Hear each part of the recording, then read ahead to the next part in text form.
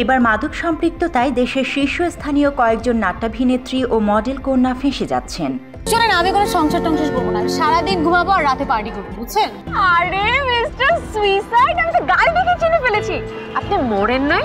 বর্তমানে দেশের শোবিজ অঙ্গনে যাদের জনপ্রিয়তা তুঙ্গে।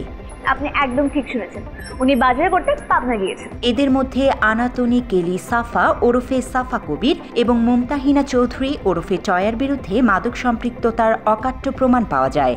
এছাড়া নাট্যাঙ্গনের আরেক জনপ্রিয় মুখ তানজিন তিশা এবং সঙ্গীত শিল্পী সুনিধি নায়েকের মাদক সম্পৃক্ততা ঘিরে বিশেষ অনুসন্ধান চালাচ্ছে মাদকদ্রব্য নিয়ন্ত্রণ অধিদপ্তর।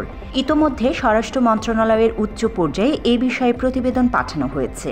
এটা তো প্রাণ আচার, আমাকেও একটু দিস। ঠিক যেন ঘরের আচার, প্রাণ আচার। মাদকসহ গ্রেফতার হওয়া বিশ্ববিদ্যালয় পড়ুয়া এক ছাত্রকে জিজ্ঞাসাবাদের সূত্র ধরে তথ্য প্রমাণসহ সাফা, টয়া, তিশা এবং সুনিধির নাম বেরিয়ে আসে। একটি বিশেষ হোয়াটসঅ্যাপ গ্রুপের মাধ্যমে তারা নিয়মিত মাদক সংগ্রহ করে আসছিলেন।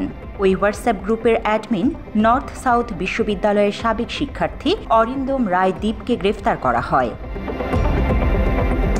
তদন্ত সংশ্লিষ্টরা জানান, মাদক ব্যবসার বিষয়ে মৌখিক স্বীকারোক্তির এক পর্যায়ে দীপের মোবাইল ফোনের কল লিস্ট ও হোয়াটসঅ্যাপ চ্যাটিং পরীক্ষা করা হয়। এতে জনপ্রিয় কয়েকজন অভিনেত্রীর মাদক সম্পৃক্ততার তথ্য মেলে। এমনকি তাদের পক্ষ থেকে দেয়া মাদকের অর্ডার সংক্রান্ত কয়েকটি সুনির্দিষ্ট হোয়াটসঅ্যাপ চ্যাটিং রেকর্ডও পাওয়া যায়।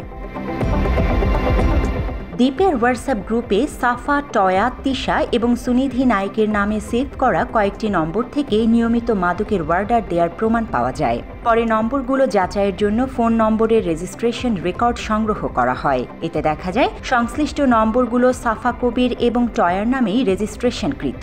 তবে তানজিন তিশার নম্বরটি রেজিস্ট্রেশন রয়েছে তার মা উম্মে সালমার নামে। ভারতীয় নাগরিক সুনিধি নায়েক দীর্ঘদিন ধরে মাদকাসক্ত। বাংলাদেশের নামকরা সঙ্গীত শিল্পী এবং কোক স্টুডিওর অন্যতম উদ্যোক্তা শায়ান চৌধুরী ওরফে অর্ণবকে বিয়ে করে তিনি ঢাকায় স্থায়ীভাবে বসবাস করছেন। তবে সম্প্রতি অর্ণবের সঙ্গে তার বিচ্ছেদ হয়েছে এমন কথা বিভিন্ন মিডিয়ায় শোনা যায়। বর্তমানে রাজধানীর গুলশান এবং বনানী কেন্দ্রিক ধর্নাঢ্য পরিবারের সন্তানদের অনেকেই MDM, LSD এবং কুশ নামের উচ্চ আসক্তি সম্পন্ন মাদকের দিকে ঝুঁকছে।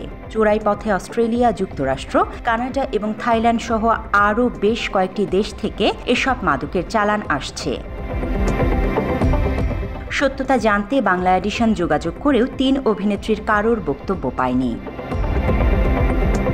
জান্নাতুল ফেরদৌস তমা, বাংলা এডিশন।